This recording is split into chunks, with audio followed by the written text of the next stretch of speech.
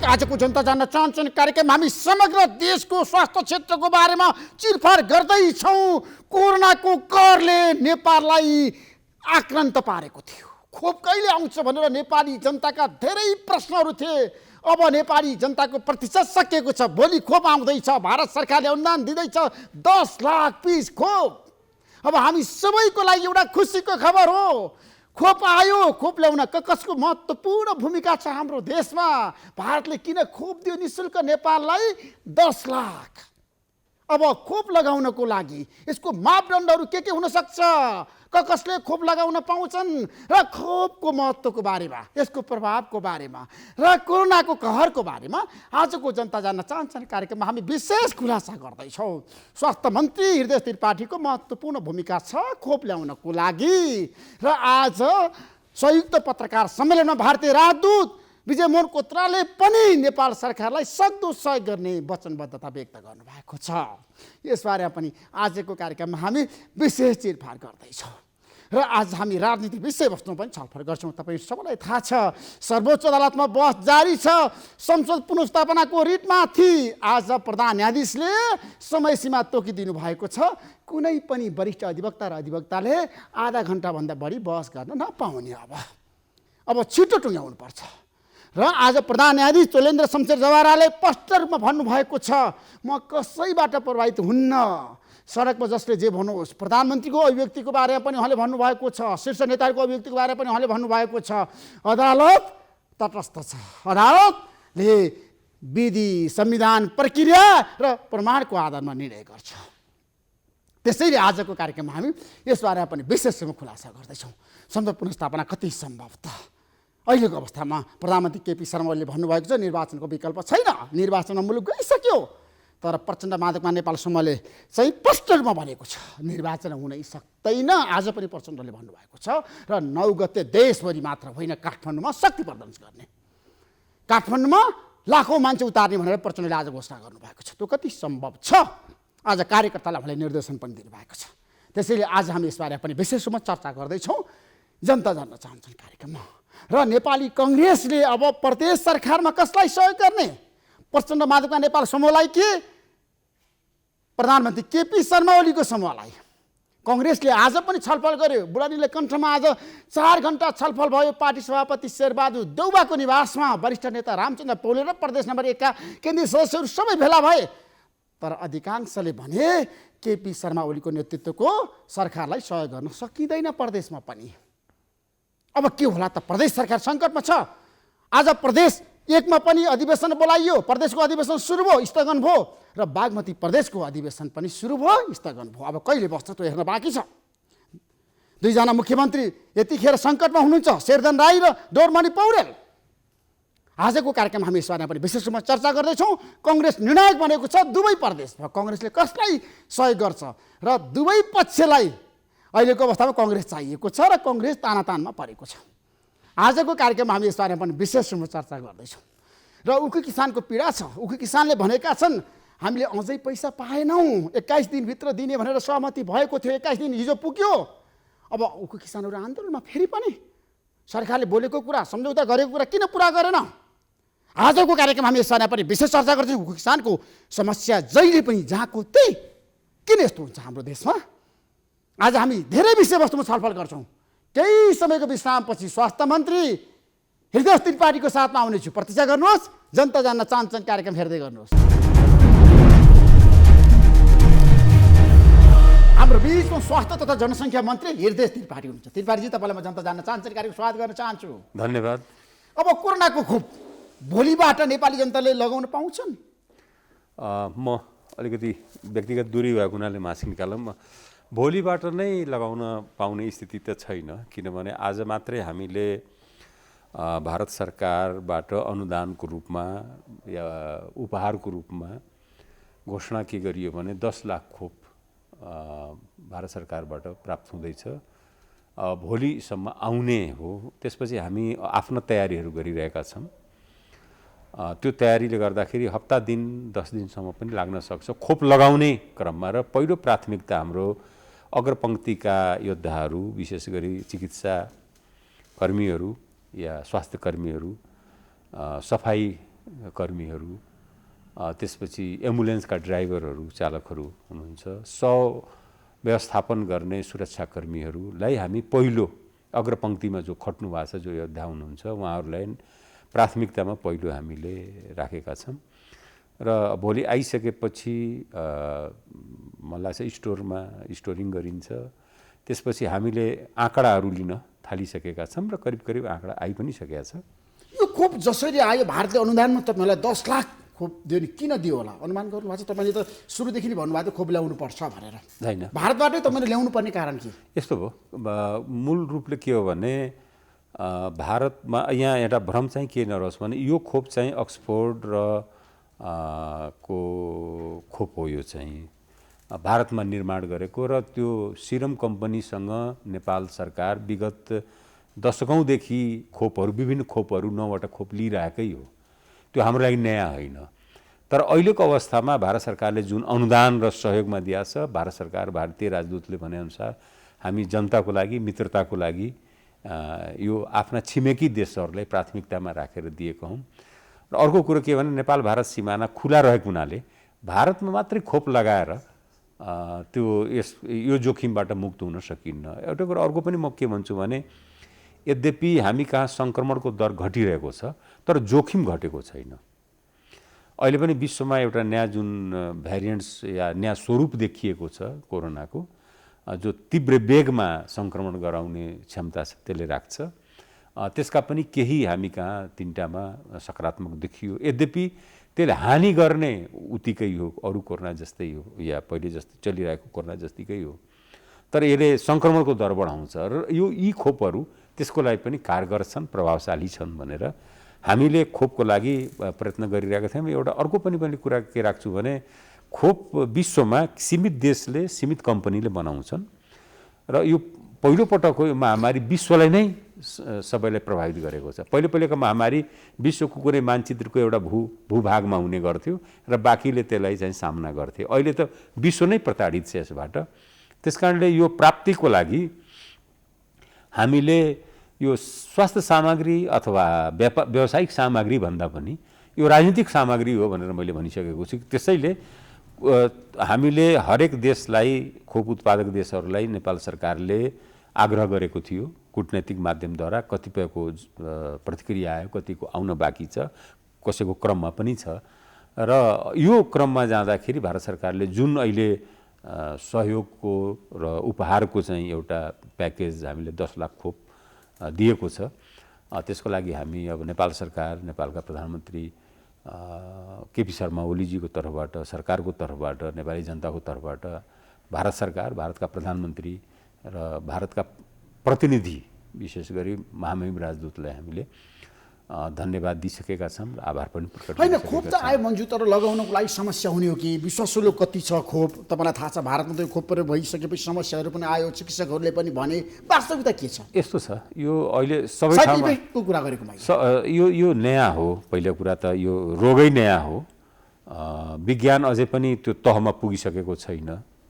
अर्को कुरो के हो भने साइड इफेक्ट भनेको कुनै पनि खोपले साइड इफेक्ट त, किनभने हाम्रो शरीरको जुन ह्युमन एनाटोमी भन्छ यसलाई, फिजियोलोजी र एनाटोमी, कुनै पनि बाहिरी तत्त्वको प्रवेश हो यो खोप भनेको।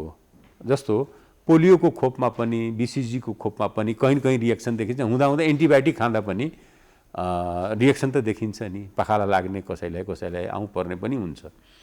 भनेपछि यो कुनै पनि यस प्रकारका रिएक्सन। तर के छ भने यसको जुन जति चर्चा पाउँछ, त्यो जसमा रिएक्सन छ त्यो चर्चा पाउँछ। तर लाखौँ लगाएपछि केही सयमा रिएक्सन देखियो, केही सयले लाखौँको चाहिँ सफलतालाई पनि त्यसले छोप्ने रहेछ। तर मैले भन्न खोजेँ हाम्रो नीति के हो भने सङ्क्रमणलाई घटाउने, त्यो चेन तोड्ने र सङ्क्रमित भइसकेपछि उपचार गर्ने, ये दुईटा। अब सङ्क्रमण घटाउनमा यस प्रकारको खोपले ठुलो मद्दत गर्छ। र आएको खोप जसरी भारतमा आयो नि, होइन, यो खोप चाहिँ WHO को मान्यता अनुसार आएको हो? अनि एस्ट्राजेनिका जुन र अक्सफोर्डको खोप हो नि, भारतमा सिरमले उत्पादन गरिरहेको खोप त्यही हो।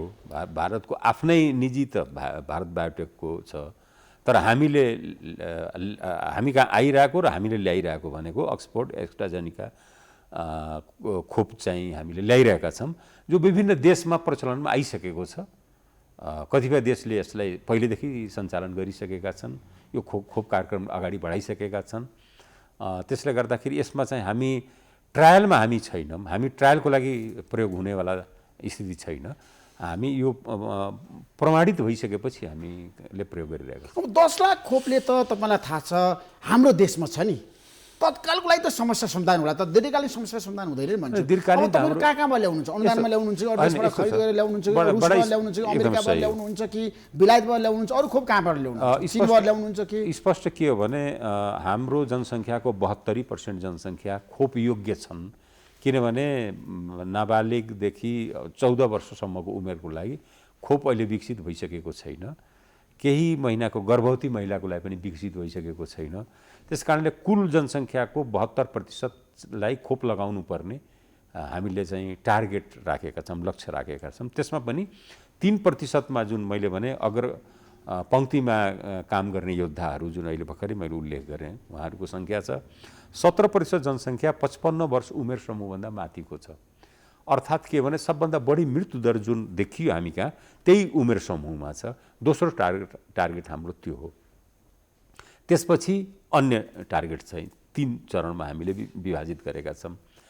3 चरणलाई पहिलो चरण हामी सफलतापूर्वक यस प्राप्त जुन भोलि प्राप्त हुने खोपबाट पहिलो चरणका योद्धाहरूलाई हामीले चाहिँ यसबाट चाहिँ खोप चाहिँ सफलतापूर्वक गर्न सक्ने अवस्था छ। त्यसो फन्डमा बसेर काम गर्नेहरूको लागि चाहिँ 10 लाखले पुग्छ, अहिले पुग्छ, अरू समस्या पर्दैन लगाउनको लागि। त्यसपछि बिरामीहरूलाई पनि लगाउनु पर्ला नि त खोप। होइन, सो हामी त भनिरहेछौँ यो खोप हामी रोकिया त छैनौँ नि। खोप ल्याउने नेपाल सरकारले क्याबिनेटले केही शर्तहरू र केही चाहिँ आधारहरू तय गरेको छ। त्यही आधारको आधारमा हामीले अगाडि बढाइरहेका छौँ।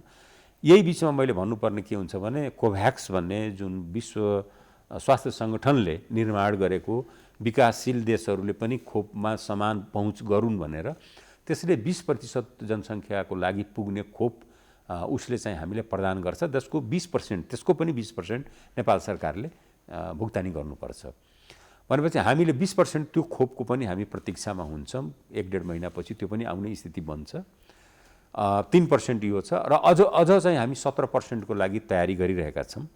अब हामीले अनुदान भन्दा पनि हामी पारदर्शी ढङ्गले सस्तो, प्रभावकारी र प्रमाणित खोप खरिद गर्नेछौँ र त्यसपछि मलाई लाग्छ हाम्रो क्रमशः त्यो जुन जोखिममा रहेका जनसङ्ख्यालाई खोप दिन हामी सफल हुनेछौँ। तर कुन देशबाट ल्याउनुहुन्छ खरिद गरेर खोप? तपाईँहरू भारतबाट ल्याउनुहुन्छ कि चीनबाट ल्याउनुहुन्छ कि रुसबाट, अमेरिकाबाट, बेलायतबाट? खरिद गर्दा गिरिकारी होला नि त। अनुदान मैले भनिहालेँ, अनुदान दिन त सम्बन्धित देशको आफ्नो हो। जस्तो भारतले अनुदानको उपहारको रूपमा दियो, त्यसलाई हामी धन्यवाद दिइसक्यौँ, आभार प्रकट गरिसकेका छौँ। त्यो खरिद होइन, टोटल अनुदान हो, यो सहयोग हो, उपहार हो। तर खरिदको विषयमा हामी खुला छौँ। खुला के छौँ भने हामी खोपमा अर्को पनि एउटा समस्या मैले अलिकति तपाईँको यो कार्यक्रम मार्फत आम जनतालाई नै मैले यो भन्न खोजिरहेको छु के भने सीमित खोपहरू मात्र हामी कहाँ किन बढी प्रभावकारी हुन्छन् भने खोपलाई भण्डारण गर्न र त्यसलाई खोपसम्म लग्नको लागि भनौँ परिवहनको लागि निश्चित डिग्री सेन्टिग्रेडमा, जस्तो केही खोप -70 डिग्री सेन्टिग्रेडमा राख्नुपर्ने रहेछ, जो हामी कहाँ सुविधा र पूर्वाधार छैन। कुनै खोप चाहिँ -20 छ, 20 डिग्री, त्यसको लागि भण्डारण र केही लगाउन सक्ने हामीसँग सीमित पूर्वाधारहरू छन्। र 5देखि 8सम्मको जुन डिग्री सेन्टिग्रेडको खोप हो, जुन अहिले सिरमबाट आइरहेछ, त्यस्तै अरूले पनि उत्पादन गरेका छन्। ती खोपहरू नै हाम्रो चोइसमा बढी पर्न सक्ने सम्भावना छ। किनभने त्यसको लागि हामी भण्डारण गर्नेदेखि खोप कार्यक्रमलाई सफलतापूर्वक अभियानको रूपमा सञ्चालन गर्नको लागि हामीसँग म्यान पावरदेखि लिएर सबै आधारभूत यो पूर्वाधारहरू हामीसँग छन्। त्यस कारण खोप जति विकसित भए पनि केही खोपहरू मात्रै हामीलाई बढी प्रभावकारी ढङ्गले काम दिने, हामी त्यसलाई सञ्चालन गर्न सक्ने हामीसँग क्षमता भएको जुन 2देखि 8 डिग्री सेन्टिग्रेडको जुन खोप भण्डारणदेखि, जसमा यो पनि पर्छ एउटा, र हामीले कोभ्याक्ससँग पनि त्यस्तै खोप प्राप्त होस् भनेर हामी प्रयत्न पनि गरिरहेका छौँ। खरिद पनि गर्दाखेरि हामी यही तापक्रममा राख्न सक्ने खोपलाई मात्रै हामी प्राथमिकता दिएर खरिद गर्नुपर्छ, तर साथै मूल्यलाई हामी हेर्छौँ। किन मूल्यलाई तपाईँले हेर्दाखेरि विगतमा पनि हाम्रो देशमा कोरोनाको कहर आइसकेपछि स्वास्थ्य सामग्री खरिद प्रकरणमा सरकार चुक्यो, त्यतिखेर विवादमा पर्यो। ओम्नीलाई तपाईँहरूले प्रोत्साहन गर्नुभयो, सहयोग गर्नुभयो, समर्थन गर्नुभयो, करोडौँ रुपियाँ घोटाला गर्यो। अब यस्तो छ, पहिले त्यस बेला एउटा सीमित देशमा एउटै देशमा यी सामग्रीहरू प्राप्त हुने एउटा अवस्था थियो।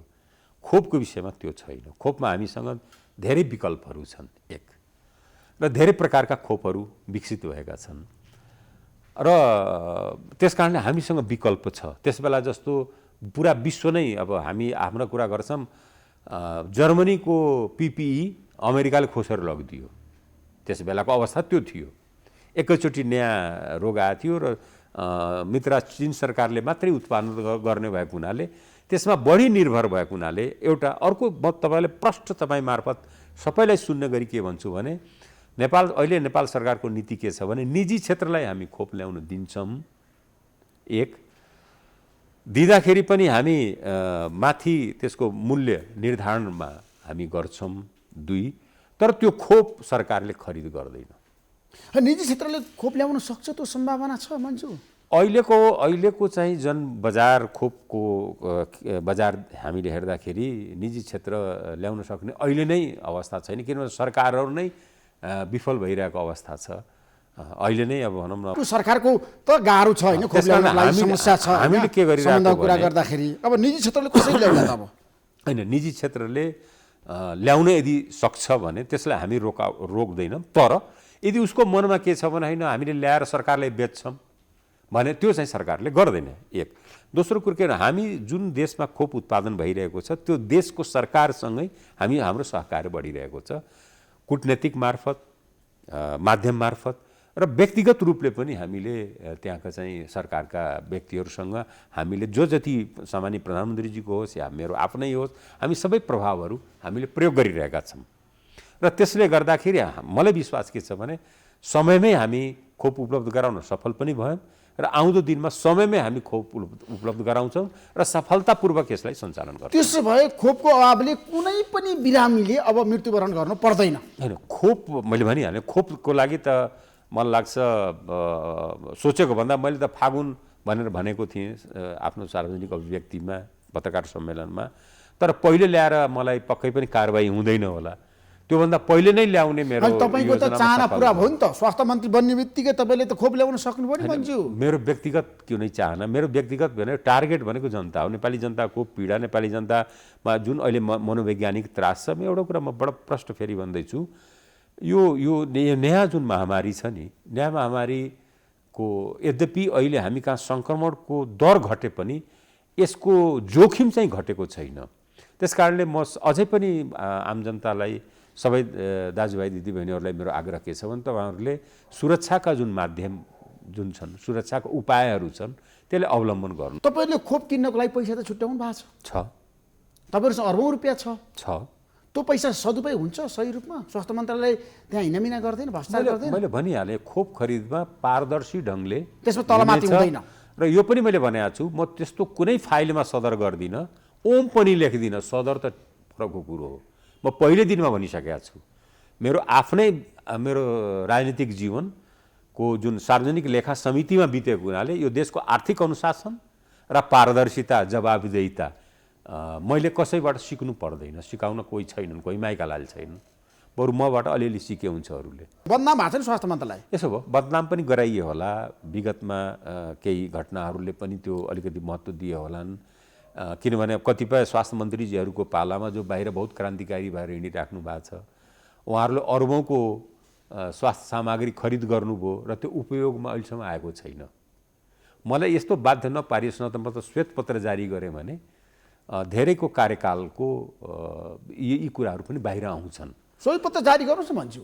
अहिले मैले जे मेरो टार्गेट हो, मैले 3टा टार्गेट राखेको छु। एउटा खोप, दोस्रो नेपाल सरकारले दक्षिण एसियाका अन्य सरकारभन्दा बढी क्रान्तिकारी एउटा कार्यक्रम के ल्याएको छ भने प्रत्येक पालिकामा 500 या 10 या 1500 अस्पताल निर्माण गर्ने, त्यसलाई पूर्णता दिने मेरो दोस्रो हो। तेस्रो, स्वास्थ्य मन्त्रालयभित्रका कर्मचारीहरूको जुन समायोजन अप्ठ्यारोमा परेको छ, त्यसले गर्दा कर्मचारीको मनोबलमा धेरै गिरावट आएको छ र असुरक्षित महसुस गरिराख्नु भएको छ।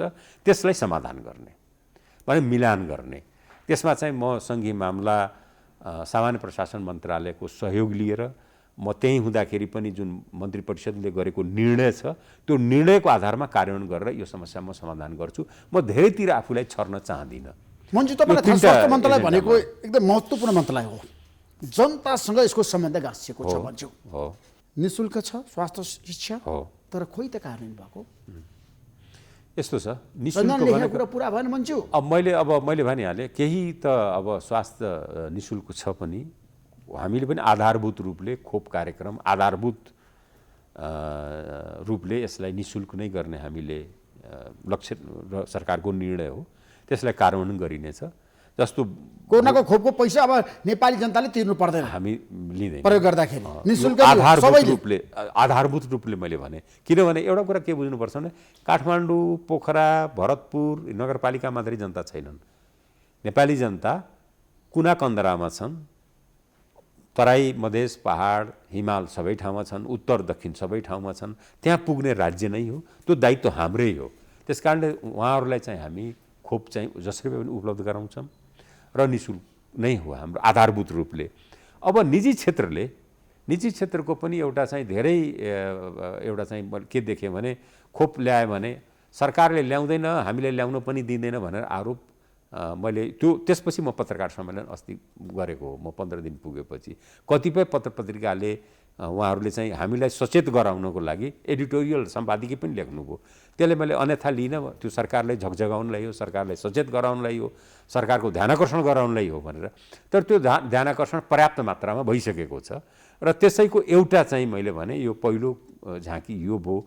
अब हेर्दै जाउँ, मैले अहिले आज धेरै बोल्ने स्थितिमा म अझ पनि किन छैन भने हेर्दै जाउँ, पारदर्शी ढङ्गले हुन्छ, अद्भुत ढङ्गले हुन्छ र बुझ्छन् नेपाली जनताले कि हो यो चाहिँ यसरी हुनुपर्छ। अरू पनि अलिकति अरू देशहरू पनि यसको सिको गर्छन्, किनभने खोपको अभियानमा नेपाल अहिलेसम्म यसको परम्परागत रूपले हेर्ने हो भने राम्रो यसको चाहिँ अभ्यास गरिसकेको हो। विभिन्न खोपहरूमा, चाहे त्यो जापानिज इन्सेफ्लाइटिसको होस्, चाहे त्यो के अरे यो पोलियो होस्, हरेकमा सफलतापूर्वक सञ्चालन गरेको हामीसँग रेकर्ड छ, इतिहास छ र त्यो इतिहासलाई हामी अगाडि कायम गर्छौँ। सबै नेपाली जनताले खोप लगाउन पाउनुपर्छ मन्जु, तपाईँको आज घोषणा हो। सबैभन्दा होइन 72% जनता, बच्चाहरूलाई त खोप लगाउनै मिल्दैन। होइन, 72% नेपाली जनताले खोप पाउँछन्। त्यो खोप योग्य छन् भने मैले भन्न खोजेँ, तर यो स्वेच्छामा आधारित छ। हामी जबरजस्ती म्यान्डेटरी बनाएका छैनौँ। खोप भनेको कहीँ म्यान्डेटरी हुँदैन, म्यान्डेटरी भने स्वेच्छामा, जसलाई स्वेच्छा लाग्छ त्यसले पाउनै पर्छ। हामी जबरजस्ती त्यसलाई चाहिँ इन्जेक्सन लिएर दौडाउने होइन, लगा कि लगा भने दौडाउने होइन। स्वेच्छाअनुसार जसको इच्छा छ त्यसले खोप लगाउन पाउनुपर्छ। अब धेरै देशबाट तपाईँले किनेर पनि ल्याउन सक्नुहुन्छ, त्यो पनि सम्भावना छ। ल्याउनै पर्छ, हामी केही खरिद गर्नै पर्छ। हामी त अनुदानको त भरोसा गरेको होइन, हामीले त वास्तवमा भारत सरकारसँग पनि अनुदान भन्दा पनि हामी खरिदकै लागि पहलकदमी गर्न कोसिस गर्न हामीले चाहिँ प्रयासहरू गरिरहेका थियौँ। यो त उहाँहरूले एउटा छिमेकीको नाताले जुन अनुदान दिनुभयो त्यो उहाँहरूको चाहिँ एउटा सदाशयता हो, एउटा मित्रताको प्रतीक हो। त्यसको लागि हामी आभारी पनि छौँ, धन्यवाद पनि। मन्जु, तपाईँलाई थाहा छ PCR टेस्ट गराउँदाखेरि पनि पहिला सरकारले निःशुल्क गर्यो होइन, निजी अस्पतालहरूले त्यतिखेर बर्मलुट गरेका छन् है। किनभने 2000, 5000, 7000सम्म लिएको पनि हामीले देखेका छौँ, प्रमाणहरू बाहिर आयो। अहिले फेरि तपाईँले निजी क्षेत्रलाई खोप ल्याउन दिँदाखेरि उनीहरूले पनि त्यस्तो बर्मलुट गर्न सक्छ नि? यसो भयो ऋषिजी, केही हाम्रो केही चाहिँ यस्तो समाजमा यस्तो अङ्ग बनिसकेका छ, त्यो ल्यान्ड क्रुजरमा, ल्यान्ड रोभरमा चढेर परिवारलाई लिएर क्युमा लाइनमा लाग्न जाँदैन, उसले आफ्नो अपमान ठान्छ। तिनलाई पनि सम्मान राज्यले गर्नुपर्छ। तिनलाई भने ऊ कुनै राम्रो हस्पिटलमा गएर यसो हात दिएर अनि खोप लगाउँदाखेरि अनि बल्ल खोप लगाएँ भनेर यसो फेसबुकमा हाल्ने पनि एउटा राम्रै जमात छ। त्यस्तालाई निजी क्षेत्रले त्यस्तालाई चाहिँ क्याटर गर्न सक्छ, त्यस्तालाई दिन सक्छ खोप, त्यसको लागि पनि निजी क्षेत्रले ल्याउन सक्छ। तर निजी क्षेत्रले ल्याएको खोपलाई र मापदण्ड बनाउनु पर्ला, उनीहरूले कतिमा बिक्री गर्न पाउने? अनि मापदण्ड एक त स्वास्थ्यको मापदण्ड स्वास्थ्य मन्त्रालयले गर्छ टार्गेटको रूपमा, एक अर्को मूल्यको पनि हामी मापदण्ड निर्धारित गर्छौँ। उनीहरूको फ्याक्ट्री प्राइस, ढुवानी खर्च, ओभरहेड एक्सपेन्डिचर र निश्चित अर्थात् 10% मुनाफा, त्योभन्दा बढी अराजकता लुट गर्न हामी दिन्नौँ। मन्जु, अब कोरोनाको करको कुरा गर्दाखेरि दोस्रो चरणमा नेपाल प्रवेश गर्यो भनेर धेरैले भन्न थालेका छन्। तपाईँलाई के लाग्छ, हामी उच्च जोखिममा छ नेपाल आजको दिनमा? यो यस्तो अज्ञात र अदृश्य र विचित्रको यो महामारी छ कि हामी युरोप जस्तो विकसित देश जहाँको स्वास्थ्य संरचनाहरू, स्वास्थ्यको अवस्था साह्रै विश्वमै कहलिएका देशहरूमा सबभन्दा बढी प्रभाव पर्यो। इटली, स्पेन, बेलायतको अहिले स्थिति, कतिपय देशहरू फेरि सङ्कटकालमा जान पर्यो। त्यसकारण यसको चाहिँ अर्को लहर आइसकेको छ। हामी सचेत के छौँ हुनुपर्छ भने आउन सक्छ, किनभने यसको कुनै वैज्ञानिक कुनै भविष्यवाणी छैन, कुनै ज्योतिष छैन। यो आउनु पनि सक्छ र हाम्रो तयारी के राख्नुपर्छ भने यसबाट बच्नको लागि जुन स्वास्थ्यका मापदण्ड WHO ले जुन आग्रह गरेको छ त्यसले पालन गर्ने, बच्ने र यदि आइहालेछ भने त्यसबाट चाहिँ त्यसको सामना गर्ने, त्यो पूर्वाधार, त्यो सबै तयारीमा हामी चाहिँ जुट्नुपर्छ र जुटेका छौँ। मलाई लाग्छ पहिलेको जस्तो अवस्था छैन। धेरै बेडहरू भए, धेरै चाहिँ एसडियू बेडहरूको हामी झन्डै 2000 एसडियू बेड थप्दैछौँ, त्यो प्रक्रियामा छ। पहिलेदेखि नै त्यो भएको, यसको पहिलेकै स्वास्थ्य मन्त्रीजीकै पालामा पनि अगाडि बढिरहेको थियो। त्यस कारण स्वास्थ्यको क्षेत्रमा जुन नयाँ हामीले विस्तार गरेका छौँ, चाहे त्यो ल्याबकै विषयमा होस् या बेडकै विषयमा होस् या अनुभवकै विषयमा पनि होस्, त्यसले चाहिँ आउँदो त्यस्तो यदि दुर्भाग्यवश आइहालेछ भने पनि सामना गर्न हामी तयार रहनुपर्छ र सरकार तयार छ। तर नयाँ प्रजातिको कोरोना नेपालमा पनि भित्रियो। अब यसले सन्तरास छाएको छ, एकदम उच्च जोखिम छ। होइन, साह्रै त्यो संक्रमणको कुरा गर्दाखेरि एकदम खतरा छ भने भन्छ। एकदम म एकदमै आश्वस्त पार्न के चाहन्छु भने यसको प्रभाव चाहिँ गहिरो छैन, अहिलेकै कोरोना जस्तै हो। यसले सार्ने जुन गति छ त्यो बढी छ। यसले एकजना मान्छेले हिजो एउटालाई सार्थ्यो भने यसले अलिक बढीलाई सार्छ। तर सरिसकेपछि जुन हामी कहाँ प्रभाव छ नि कोरोनाबाट, त्यो प्रभाव जस्ताको त्यस्तै छ। यो खोप पनि त्यसलाई रोक्नमा सहायक हुन्छ। अहिले पनि विज्ञान, म आफै पनि विज्ञानको विद्यार्थी हुँ, अहिले पनि विज्ञान त्यसको तहमा पुगिसकेको अवस्था छैन। त्यसकारण उच्च सतर्कता, व्यक्तिगत उच्च सतर्कता, सामाजिक उच्च सतर्कता र सरकारको सतर्कता, स्वास्थ्य क्षेत्रको सतर्कता नै संसारमै त्यही देखियो। यो चाहिँ त्यो बाहेक अरू केही विकल्प होइन। खोपकै कुरा गर्दाखेरि पुनः त त्यसले प्राप्त गर्न सक्दैनन्, खोप लगाइसकेपछि पनि पूर्ण रूपमा निको त हुन सक्दैन। होइन, सबै खोपको आफ्नो आफ्नो एफिकेसी भन्छ, त्यसले प्रभावकारिता। अहिले आएको खोप जस्तो हामीले भोलिबाट जुन 10 लाख खोप प्राप्त गर्दैछौँ, त्यो कति चाहिँ विश्वासुलो छ? ठ्याक्कै बुदागत रूपमा भन्दाखेरि यसमा एउटा चाहिँ के छ भने यो झनै 80-79-80% यसले चाहिँ त्यो गर्ने भनेर। यसले काम कति प्रतिशत गर्छ? 80%? झनै त्यसमा तलमाथि अलिकति केही प्रतिशत हो। कतिपय खोपहरूले क्लेम गरिरहेछन्, जस्तो स्पुत्निक 5 यो रसियन खोप हो, त्यसको 90 माथि भनेर छ। फाइजरको पनि त्यही थियो, तर फाइजरले एउटा नयाँ समस्या ल्याएको देखिन्छ। र हामी कहाँ चाहिँ के भने त्यसको राख्न सक्ने भण्डारणदेखि लिएर त्यो पूर्वाधार -70 डिग्री सेन्टिग्रेडमा हामी सक्दैन, त्यो एउटा समस्या हुनसक्छ। अब अन्य खोपहरू कतिपय ट्रायलमा छन् र कतिपयको अहिले प्रभावकारिता हेर्न बाँकी छ। तर एउटा कुरा के छ भने अहिले उपलब्ध खोपहरूको प्रभावकारिता जुन छ 50 माथि या 50सम्म देखिन्छ। त्यसले एउटा कुरा म प्रश्न भनौँ है, यसले निर्मूल गर्ने भन्दा पनि सुरुमै मैले भने सङ्क्रमणको दरलाई रोक्ने, एक सङ्क्रमणको चेन जुन छ त्यसलाई टुटाल्ने र सङ्क्रमित भइसकेपछि उपचार गर्ने, यो बाहेक अरू विकल्प छैन। अरूभन्दा झुटो कुरो आउन सक्दैन तत्कालै खोपहरू आउँदैन। फेरि हामी कहाँ त के छ भने हाम्रो सन्दर्भमा, अझ दक्षिण एसियाको सन्दर्भ के छ भने हाम्रो मृत्यु दर कम छ अरू हेरिकन। सङ्क्रमणको सङ्ख्या अनुसार मृत्यु दर हेर्ने भने कम छ। विशेष गरी अलिक दीर्घ रोगीहरूलाई यदि कोरोनाले छोयो भने त्यहाँ चाहिँ मृत्यु देखा परिरहेको छ। अन्य रोग भएको बेलामा यसले के भने प्रतिरोधात्मक क्षमतालाई कमजोर गर्छ, इम्युनलाई कमजोर गर्छ। अहिले खोपहरू भनेको इम्युनलाई बढाउने हो, अरू केही होइन। फेरि अब यसका रिएक्सन भनेको के हुन्छ भने सबैमा हुँदैन। अहिले पनि हामी कुनै डक्टर कहाँ जाँदाखेरि यो इन्जेक्सन लगाउनु तपाईँले कुनै के अरे एलर्जी त छैन भनेर डक्टरले सोध्छ नि। एलर्जी जसलाई छ त्यसलाई अलिकति यो जुन यसका रिएक्सनहरू देखा परेका छन् खोपहरूको विषयमा हेर्दाखेरि। तर के छ भने यसको सफलताको अलिकति प्रतिशत अलिक बढी नै छ। स्वास्थ्य क्षेत्रको कुरा गर्दाखेरि अब चमत्कारिक योजना छ तपाईँको?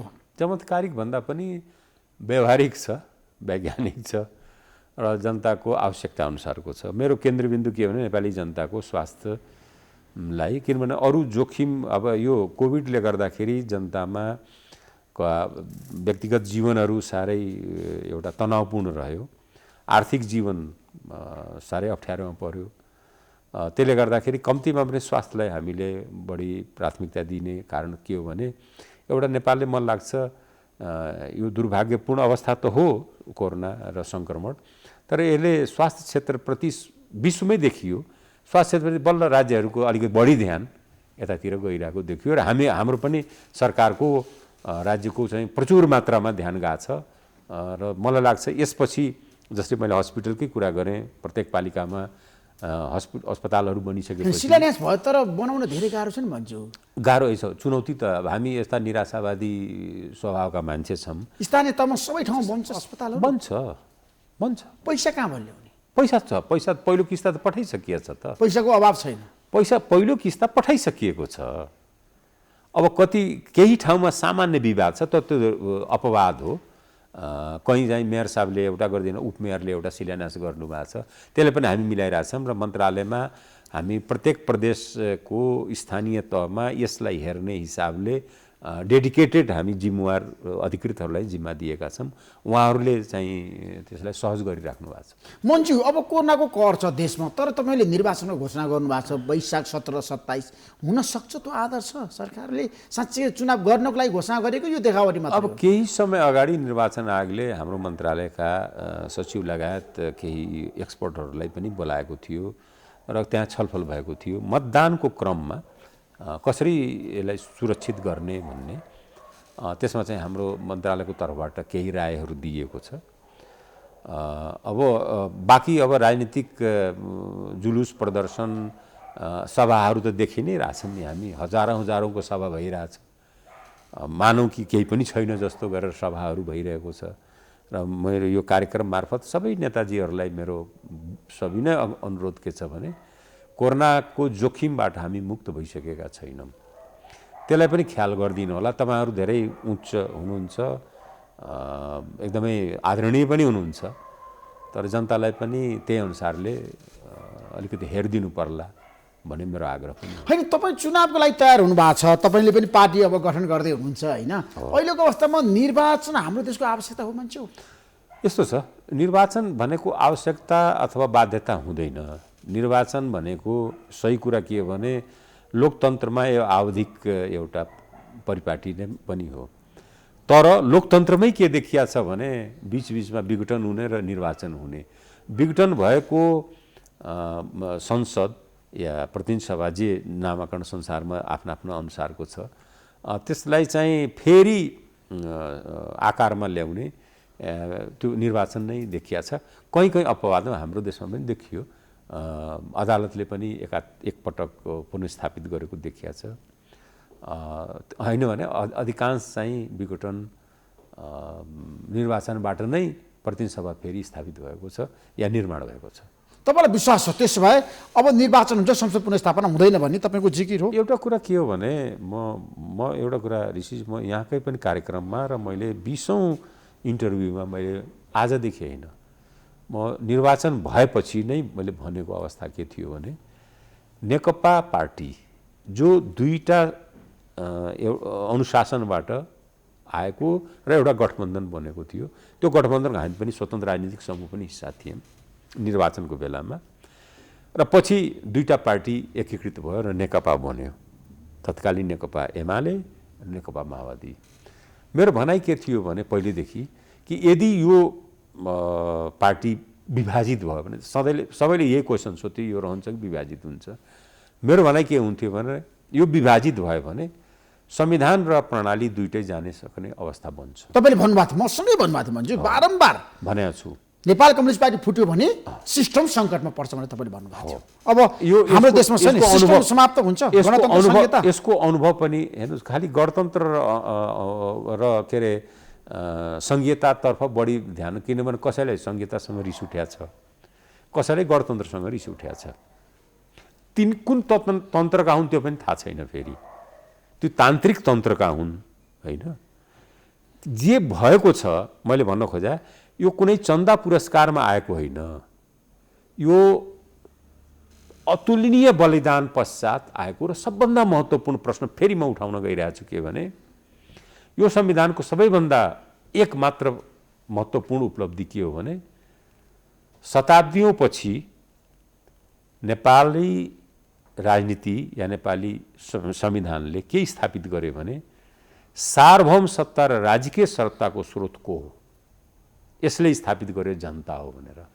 योभन्दा अगाडि सधैँ विवादित रह्यो र जनतामा रहेन त्यो। यो संविधान अगाडि जति राजकीय स्रोत र के अरे सार्वभौम स्रोतको शक्तिको स्रोत विभाजित रह्यो, जनतामा रहेन। जनतामा पहिलोचोटि स्थापित गर्ने यही संविधान हो। त्योलाई मैले हेर्न सबैलाई आग्रह गर्छु। संहिता गणतन्त्र सबको आफ्ना आफ्ना होला, रुचि होला। कसैलाई संहिता मन परेन, कसैलाई गणतन्त्र पनि मन परेन होला। हिजोको राजतन्त्रवादी साथीहरूलाई गणतन्त्र मन पर्ने स्वाभाविकै मन पर्दैन। अब हिजो एकात्मक र शासन प्रणाली रुचाउनेहरूलाई संहिता पनि मन पर्दैन।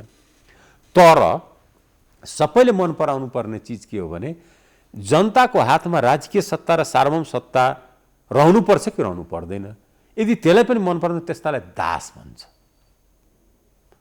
र दासहरूसँग मैले धेरै आश गर्दिनँ। त्यसो अहिलेको नेतृत्व कहाँ चुक्यो? केपी शर्मा ओलीले यो देशलाई 5 वर्ष शासन गर्छु भनेर जनताबाट मत मागेको हो नि त होइन? जनताले उहाँलाई मत दिएको पनि हो, नेपाल कम्युनिस्ट पार्टीको नेतृत्व सरकारलाई। उहाँले बिचैमा संसदको हत्या गर्नुभयो। अनि गठबन्धन यसो भयो, यसमा चाहिँ मैले बुझेअनुसार मात्रै म बडा भन्छु के भने जुन ढङ्गले सरकारको निर्माण त भयो, पार्टी एकीकृत रूपले भइसकेको थिएन, प्रक्रियामा थियो। दुईटा पार्टी, दुईटा अनुशासन, दुईटा इतिहास बोकेका, दुईटा विचार बोकेका थिए र तिनले गठबन्धन पहिले बनाए, पछि एकीकरणमा गए।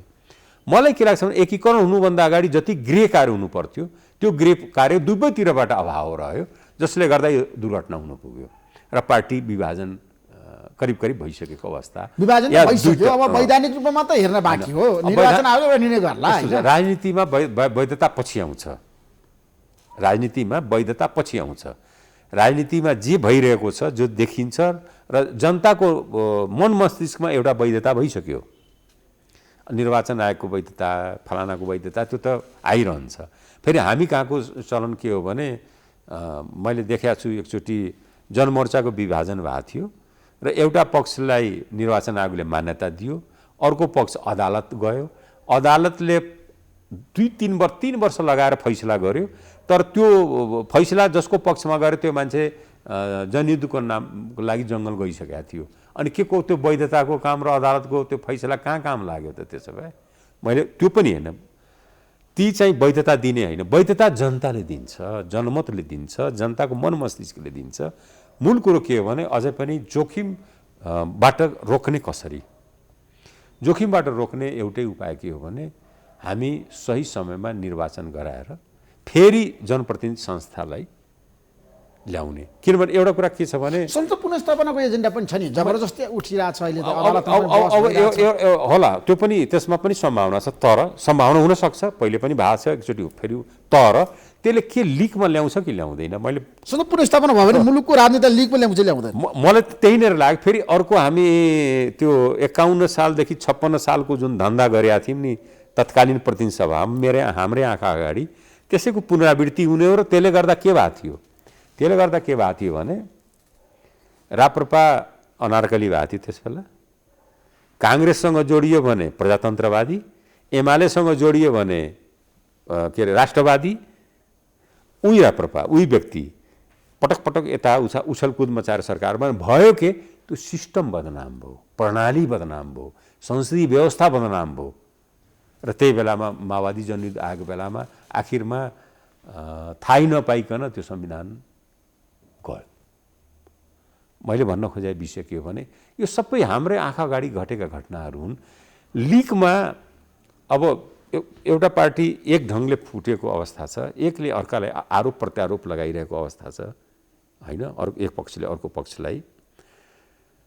त्यो दुईटाको विभाजनमा को बलियो र को कमजोर उहाँहरूको आफ्नो आन्तरिक लडाई होला। एउटा कुरा जनमत कता होला त्यो पनि होला। अब यसो हेर्दाखेरि प्रधानमन्त्रीको पक्षमा अलिक बढी जनमत पनि देखिन्छ, तर पुनर्स्थापित भइसकेपछि हुने खेलहरू के सम्भावित खेल के हुन्छ मैले भन्न खोजेँ। त्यसले सिस्टम र संविधानले मद्दत गर्छ कि गर्दैन हो त्यतातर्फ सोच्न जरुरी छ। होइन, प्रचण्डले हिजो जनता जान्न चाहन्छन् कार्यक्रममा स्पष्ट रूपमा भन्नुभएको छ अहिलेको अवस्थामा यदि संसद पुनर्स्थापना भएन भने मुलुक महासङ्कटमा फस्छ र द्वन्द्वमा जान्छ। मैले देखेँ के हो भने कतिपय हतियार पनि उठाउन सक्छन् है। होइन यस्तो छ, म त उठाउँदिनँ भन्नुभएको छ, म त अब शान्ति प्रक्रिया आइसकेँ। ठिक हो उहाँले अब फेरि उठाउने भए उहाँ आउनुहुन्थ्यो किन र उहाँहरू निर्वाचनमा पटक पटक जानुभयो, संविधान सभाको निर्वाचनमा जानुभयो। एउटा ठुलो एक ढङ्गले भन्ने हो भने आफैमा पनि रूपान्तरण हो।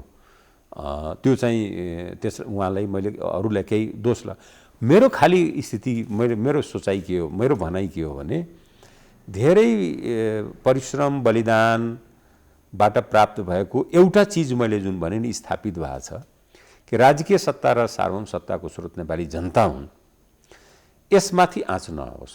नम्बर 1, कसैले संहिता मन परेको छैन भने एउटा कुरा के हो भने संहिता एक्लै घायल हुँदैन, जे उपलब्धि चाहिँ एक्लै घायल हुँदैन। घायल भयो भने समग्रमा घायल हुन्छ। तर हामी ठुलो चिज फेरि गुमाउन गइरहेको हुन्छौँ।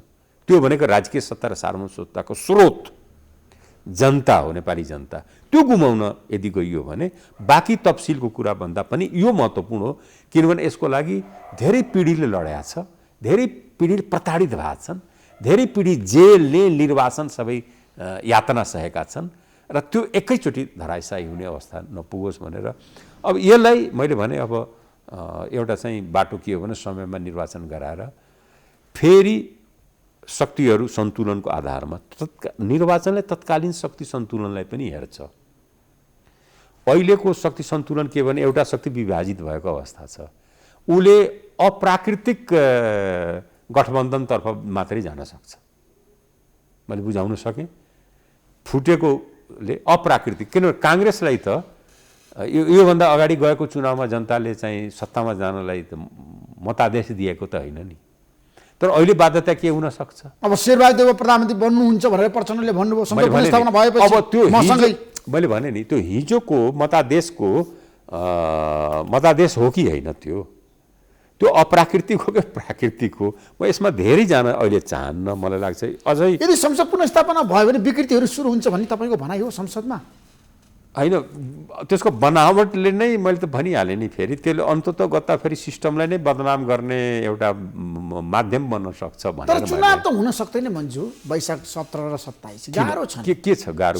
किन मौसम खराब छ कि होइन? दलहरू तयार छैन मन्जु। दलहरू त तयार छन्, त्यो बाहिर जति भनिरहेछन् त्यस्तै पनि। प्रचण्ड माधवका नेपाल पनि निर्वाचन हामी त दल घोषणा गर्नेवालाहरू त तयार हुने अवस्था आइसक्यो। यहाँ अहिले भर्खर स्वतन्त्र राजनीतिक समूह छौँ, यसलाई दलमा रूपान्तरण नै कहिलेसम्म तपाईँ दलमा रूपान्तरण गर्नुहुन्छ मन्जु? अब मैले समय त छैन, एकदम छिट्टो हामी फेरि यस्तो छ, खालि एक थान दलको लागि म आतुर होइन। एक थान दल एउटा प्यान नम्बर भ्याट नम्बरको जस्तै एउटा दर्ता गराएर चाहिँ त्यसको लागि होइन, अलिकति वैचारिक रूपले केही दुविधाहरू छ। जस्तो मैले भने हामीले भौगोलिक संरचना गऱ्यौँ, पुनर्संरचना, राज्यको पुनर्संरचना गर्न कहीँ चुकेका छौँ। यो कुरो, यो एजेन्डा कसैले उठाउन सक्दैन। हामी भौगोलिक कुन जिल्ला कुन प्रदेशमा रहने कुनमा नरहने हामी खुब आन्दोलन गऱ्यौँ, मै पनि गरेँ। जे त्यसपछि जुलुस लाठी शहादत भयो, धेरैले दुःख पाए। हामी कहाँ चुक्यौँ भने राज्यको पुनर्संरचना भौगोलिक पुनर्संरचना मात्रै होइन है, राज्य जस्तो थियो त्यस्तै हामी विरासतमा राखेका छौँ। राज्यका संरचनाहरू जस्ताको त्यस्तै, न्यायपालिका त्यसपछि प्रहरी प्रशासन, सेना, यी सबै जस्ताको त्यस्तै छ, ब्युरोक्रेसी जस्ताको त्यस्तै छ। तपाईको पार्टीको नीति के हुन्छ भन्छु? नेतृत्वमा तपाईँ आउनु होला, तर नीति के हुन्छ तपाईँहरुको? त्यही हो, पोलिसी लेभलमा कुरा गर्नु पर्यो, जनतालाई आश्वस्त पार्नु। एकदमै मैले हैन आश्वस्त भन्दाखेरि मैले यस्तो हामीले हाम्रा विचार राख्ने हो। हामीले हाम्रो विचार राखिसकेपछि जनताले हेर्ने हो। म यो मामलामा बहुत लोकतान्त्रिक मान्छे हुँ, म यसमा दुई मत छैन। त्यसकारणले जनताले त्यो विचारलाई, जस्तो वर्गीय हिसाबले किसानको पार्टी, राजनीतिक सैद्धान्तिक हिसाबले सङ्घीय लोकतान्त्रिक गणतन्त्रलाई नै, तर जुन त्रुटि के मैले देखेँ नि राज्यको पुनः, अब जस्तो एउटा निजामती सेवाकै विषयमा कुनै पनि राजनीतिक दलले बोलेको मैले देख्दिनँ, किनभने सोचै छैन। तटस्थ र निष्पक्ष निर्वाचन के अरे ऊ गराइने, निजामती सेवालाई बढावा दिइनेछ, 2 लाइन सबैले लेखे कर्मकाण्डी हिसाबले, त्यो होइन।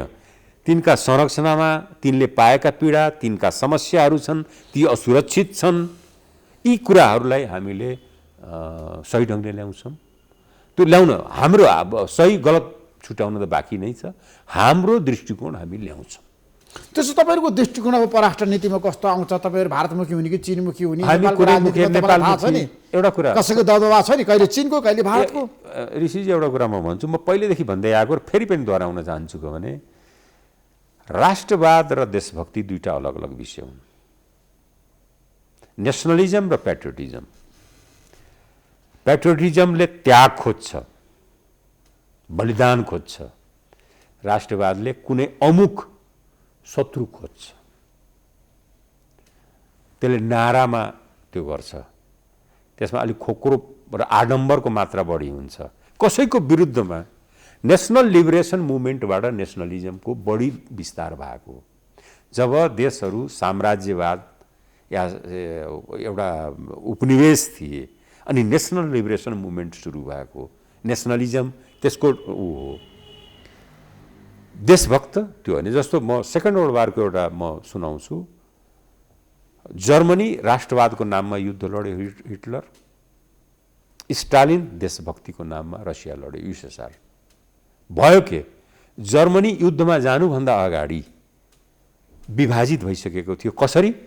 उसले पहिलोचोटि यहुदीहरूलाई समाप्त गर्यो, त्यसपछि कम्युनिस्टहरूलाई, त्यसपछि सोसलिस्टहरूलाई, त्यसपछि डेमोक्रेटहरूलाई, सोसल डेमोक्रेटहरूलाई, र अन्तिममा फासिस्ट र नाजीवाद मात्रै रह्यो।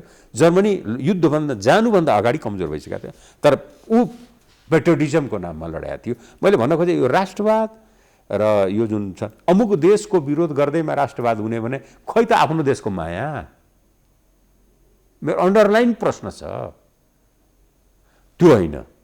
देशभक्ति त्यो मत, हामी कहाँ राष्ट्रवादी धेरै छन्, देशभक्तको सङ्ख्या अलिक कमै छ। जस्तो स्वतन्त्र राजनीति समूहको कुरा गर्दाखेरि काङ्ग्रेससँग निकट हुने कि कम्युनिस्टसँग तपाईँहरू? हामी निकट भन्नेको के हो, थोरै वैचारिक कुरा गर्दा होइन, गोत्र यस्तो छ, यो गोत्रीय लडाइँ। रुसमा पढेर आएको कम्युनिस्ट विचारलाई त मैले आत्मसात गरेको नेता पनि हो। होइन, यस्तो छ, मैले सबै विचार हेरेको छु, पढेको छु, बुझेको छु होइन। म प्रगतिशीलतालाई उ गर्ने, मैले कुनै विचारको टोपी लगाएर अनि त्यसैमा चाहिँ ढल्ने मान्छे म होइन। नेपाली समाजको जुन विविधता छ, नेपाली समाजको जुन बनावट छ, नेपाली समाजको जुन चुनौती छ, जसरी मैले अहिले नै भने कि सबभन्दा नेपाली जनताको सबभन्दा महत्त्वपूर्ण उपलब्धि के हो भने ऊ राजकीय सत्ता र सार्वभौम सत्ताको मालिक हो। त्यसलाई बचाइराख्ने कि नराख्ने, देशभक्ति पूर्ण अभियानमा जाने कि नजाने, किसान जो नेपालका चाहे काङ्ग्रेस होस् चाहे कम्युनिस्टहरू दुईटैबाट उपेक्षित हुनु। तर किसानको पीडा जाको चाहिँ छैन, ऊ किसानहरू फेरि पनि आन्दोलनमा छन् भन्छु। हेर्नु मैले पटक पटक भनिरहेको छु, मैले भनिरहेको छु किसान। तपाईँ पनि जानुभएको थियो नि त माइतीघर मण्डलमा? गएको थिएँ, किन नजाने, म त गएको थिएँ त। खै त मेरो आफ्नै बाँकी छ। मैले अब त्यो यो लामो किसानको विषय मैले भन्न खोजेको के भने त्यो यस्तो समुदाय हो संसार विश्वमा, उसले हरेक उत्पादनकर्ताले आफ्नो उत्पादनको मूल्य आफू निर्धारण गर्छन्। सियोको पनि मूल्य हुन्छ, तपाईँको कपडा, तपाईँको सबै जुत्ता, हामीले लगाएको पेनको पनि मूल्य पेन उत्पादकले निर्धारण गर्छ। किसान मात्रै यस्तो हो जसले आफ्नो उत्पादनको मूल्य आफू निर्धारण गर्दा बिचौलियाले गर्छ, त्यसैले किसान पीडामा छ। राज्यको अब खालि हामीले मल समयमा दिदिने, माटो परीक्षण गरिदिने, त्यसपछि चाहिँ यी जुन छ नि यी सहायक कामहरू हुन्। किसानलाई फोकस गरेर, किसान एज ए इकाइ, हिमाल पहाड तराई मधेस सबै ठाउँमा छन् किसान जो जमिनसँग जोडिएका छन्।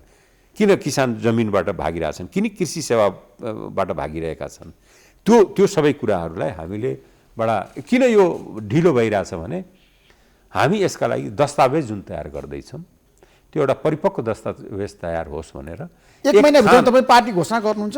1-1.5 महिनाभित्र भइहाल्छ। यो परिपक्व दस्तावेज तयार गर्नको लागि यो समय लिइरहेछौँ। र मैले भनिहालेँ खालि एक थान एउटा ल यति पार्टीहरू दर्ता छन्, एउटा हामी पनि पार्टी दर्ता गराइहालौँ। केपी शर्मा ओलीसँग तपाईँ सँगै जान सक्ने सम्भावना छैन? कस्तो सँगै? उहाँकै पार्टीमा? म त सँगै छु पार्टीमा। सरकारमा त सँगैमा छु नि। सरकारमा हुनुहुन्छ? पार्टीमा नेपाल कम्युनिस्ट पार्टी? होइन, नेपाल कम्युनिस्ट पार्टीमा त मैले अथवा प्रचण्ड माधवको नेपालसँग होइन।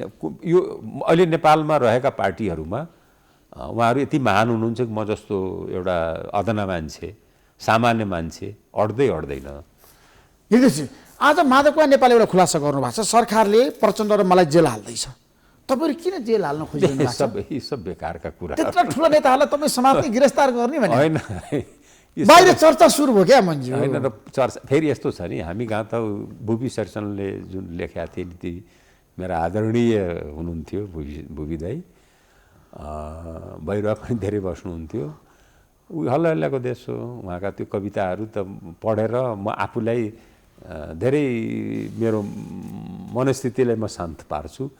त्यसैमध्ये यो पनि एउटा मान्छे प्रचार गरेनन् भने यो पनि हुन्छ एउटा फलानले यो गर्यो ऊ गर्यो भनेर जेल हाल्नुपर्ने के कारण छ र कसैलाई? ललिता निवास प्रकरणमा माधव नेपाललाई जेल हाल्नुपर्छ भन्ने बहस सुरु भएछ नि त। नेपाल कम्युनिस्ट पार्टी केपी शर्मा ओलीको सँगका नेताहरूले भने नि, कर्ण थापाले भन्नु माधव नेपाललाई हामी थुन्छौँ भनेर। यस्तो छ, यो पार्टीले त जेल हाल्दैन कसैलाई। पार्टीको न कुनै जेल छ न प्रहरी प्रशासन छ। पार्टीको यो निर्णयले हुने पनि होइन। सरकारका निकायहरूले आफ्ना ढङ्गले गरिरहेका हुन्छन् होइन। तर मलाई के लाग्छ भने यस्तो केही यी सबै अफवाहहरू हुन्। होइन, चुनावको मुखमा प्रचण्डलाई माधवका नेपाललाई थुन्ने सम्भावना छैन। होइन, किनभने के यो विषय नै होइन यसो। मैले त यो जवाब दिनु लायककै विषय छैन यो, त्यस कारण मैले जवाब के दिने यसमा? होइन, प्रधानमन्त्रीको चाहना होला नि त आफ्ना विरोधीहरूलाई बिल्कुल छैन, ठेगान लगाउने, थुन्ने एकदमै छैन भने। तपाईँले चिन्यो केपी शर्मा ओली अहिले प्रचण्ड माधवका नेपाललाई थुन्ने पक्षमा हुनुहुन्न? होइन, मैले जति चिनेको छु केपी शर्मा ओली, मलाई आज चिने हो र उहाँलाई प्रधानमन्त्रीलाई मैले वर्षौँ, मैले झनै 3 दशकभन्दा बढी भइसक्यो चिनेको।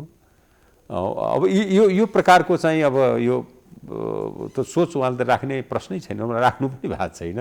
मलाई लाग्छ यो सबै यो समाचार हल्ला सुनेर उहाँ हाँसिराख्नु भयो होला। होइन, विरोधीहरूलाई ठेगान लगाउन त माहिर हुनुहुन्छ प्रधानमन्त्री त। त्यस्तो हो र भने उहाँले त राम्रोसँग कुरा गर्नुहुन्छ नि गफ गर्दाखेरि त।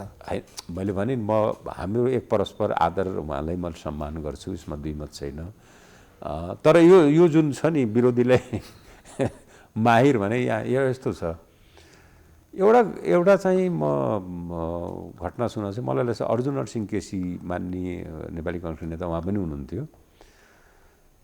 अस्ट्रेलियाको क्यानबेरामा आइपी कन्फरेन्स थियो, त्यहाँ हिन्दुस्तानको डेलिगेसनको नेतृत्व स्वर्गीय अटल बिहारी वाजपेयीले गर्नुभएको थियो। उहाँले एउटा कुरा चाहिँ भन्नुभएको मैले सम्झिन्छु र अहिले म भनौँ। उहाँले के भन्नु, दक्षिण एसियाका नेताहरूमा आफ्नो प्रतिपक्षीको प्रभाव घटाउनमा जति मेहनत गर्छन् होइन, त्योभन्दा बढी मेहनत, त्यतिकै मेहनत जनतालाई केन्द्रबिन्दु बनाएर जनताको लागि गरे भने बरु त्यो चाहिँ सही कदम हुन्छ। जनतामा तपाईँको छवि राम्रो भयो, तपाईँको प्रति लोकप्रियता बढ्यो भने तपाईँको विपक्षीको लोकप्रियता घटिहाल्छ नि। फेरि अर्को पनि के भन्नुभएको थियो भने यहाँ आफ्नो कर्मले भन्दा पनि विपक्षीको दुष्कर्मले मत पाइन्छ, भोट पाइन्छ, असफलताले, विपक्षीको असफलताले भनेर। यी दुईटा कुरा दक्षिण एसियाली राजनीतिमा कहीँ न कहीँ छ। तर एकदमै प्रतिस्वरात्मक अरू देशमा जस्तो नेपालमा छैन। तर भइरहेछ अहिले त पछिल्लो समय नेपाल कम्युनिस्ट पार्टीभित्रको द्वन्द्व र विवादले सामाजिक सम्बन्ध आक्रोशित हुनुभएको छ प्रधानमन्त्री नेपाल। प्रचण्ड हिजो प्रचण्डले इतिवृत्तान्त बताउनु भएको छ, जनता जान्न चाहन्छ, शेरबहादुरलाई प्रधानमन्त्री बनाउन म तयार छु भन्नुभयो उहाँले। होइन, उहाँले भन्नुभयो, उहाँको निर्णय हो, त्यो अलग कुरा हो। तर मैले के देखिरहेको छु भने हामी कहाँको राजनीतिक भेटघाट, राजनीतिक परस्पर संवाद, राजनीतिक जुन छ त्यो अरू देशभन्दा अलिकति राम्रो र सहज छ। विपक्षीसँग पनि भेट्ने, कुरा गर्ने, कुरा सेयर गर्ने, खाना खान जाने, खाना खान बोलाउने जुन सामाजिक सम्बन्ध छ नि त्यो हाम्रो प्रगाढ। त्यसो प्रचण्ड र केपी शर्माले फेरि पनि मिल्न सक्छन् भविष्यमा? मिल्ने नमिल्ने भनेको कुरो यो जरुरी त्यो होइन। मिल्नै पर्छ भने छैन, छुट्टिनै पर्छ भने पनि छैन। छुट्टिसक्नु पनि अब होइन भने मिल्ने फलानै मिल्छन् मिल्दैनन् भने एउटा कालखण्डमा उहाँहरू महसुस गर्नुभयो। अब अर्को कुरा मिलेन फेरि एउटा कालखण्डमा अहिले चाहिँ अलग अलग हुनुहुन्छ, देखा परिराख्नु भएको छ। त्यसलाई चाहिँ मैले कुनै ठुलो घटनाक्रम को रूपमा मैले लिएको छैन। राजनीति अब संलिन्छ कि दुर्घटनातिर जान्छ? सहमतिमा जान्छ कि द्वन्द्वमा जान्छ? अहिले नै अब मैले भनिहालेँ, निर्वाचनलाई हामी सही समयमा गराएर यसलाई पहिल्यै मैले सुरुमै भनेअनुसार राजकीय सत्ता र सार्वभौम सत्ताको स्वामीलाई त्यसको स्वामित्व कायम राख्नुपर्छ र जनप्रतिनिधि संस्था फेरि आएपछि र परिवर्तित मैले भने किन भने हामीले के देख्यौँ भने पहिलो प्रतिनिधि सभामा नेपाली कांग्रेसको बहुमत हुँदा त्यहाँ कुरा मिलेन। नमिलेपछि निर्वाचनमा गयो। निर्वाचनले फेरि एउटा एक ढङ्गको नतिजा जनताले दिए हैन। त्यो नतिजा आयो। त्यो नतिजालाई एक ढङ्गले सही सदुपयोग नगर्दाखेरि राप्रपाको त्यस बेलाको उपस्थितिले गर्दा त्यो सिस्टम नै बदनाम हुने धेरै घटनाहरू घटे, जसले गर्दा सिस्टम बदनाम भयो। तर अन्तिममा त जनताले जे मतादेश दिन्छन् त्यो मतादेशै हो महत्त्व। अब यो मतादेश चाहिँ के भने खण्डित भइगयो। जनताले दिए तिमीहरू शासन गर, जनताले 5 वर्ष र जनताले दिए तिमी राम्रो गर। जनताले त्यो संयुक्त लोकतान्त्रिक के अरे यो वाम गठबन्धनको घोषणापत्रलाई स्वीकार गरेका थिए। तर त्यही बिचमा त्यो शक्ति चाहिँ होइन, समस्या छैन भने जस्तो प्रदेश सरकार सङ्कटमा परिन्थ्यो किन भन्नुहोस् त? संहिता कमजोर हुने पनि अब होइन। यस्तो छ, प्रदेश सरकारको त अब आफ्नै मैले भने यो विभाजनको असर त गइहाल्छ नि। त्यो कुनै के अनौठो यो त गाउँसम्म जाने असर नहो। विभाजन भएपछि त विभाजनै त हो नि, त्यो लकीर त हो नि, एउटा चाहिँ रेखा हो। त्यो रेखाले त तानिएकै छ नि। Thank you so much Manju, महत्त्वपूर्ण समय दिनुभयो। तपाईँलाई म धेरै धेरै धन्यवाद दिन चाहन्छु। नमस्कार। ल नमस्कार।